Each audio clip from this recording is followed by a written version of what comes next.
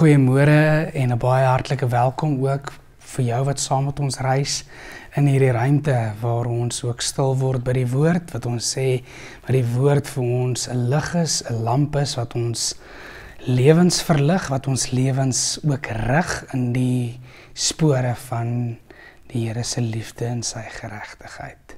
Psalm 32 wat ook ons rigsnoer en ons lig gaan wees in hierdie week wat kom. 'n Gedig wat Dawid skryf. En hy gee dit die opskrif: U het my skuld vergewe. Dit gaan goed met die mens wie se oortredings nie gestraf word nie, wie se sondes vergewe word. Dit gaan goed met die mens vir wie die Here die oortreding nie toereken nie, en wie se gees daar geen valsheid is nie. Toe ek oor my sonde geswyg het, het my liggaam uitgeteer, soos ek heeldag om hulp geroep het. U hand het dag en nag swaar op my gedruk, my krag het opgedroog.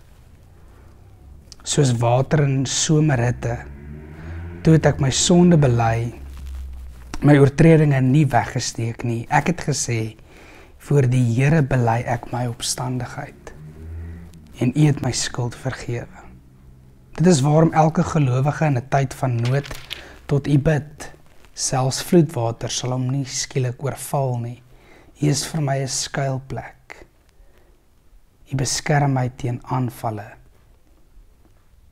U laat my oorwinningsliedere sing.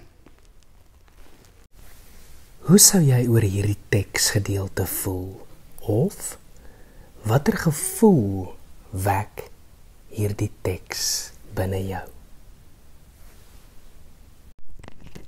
O Here, wil U hierdie teks vir my oopbreek? Oopbreek sodat ek dieper kan sien, dieper kan verstaan en uiteindelik nuut kan leef. Amen. Mag jy die vrede van die Here ook beleef. Totsiens.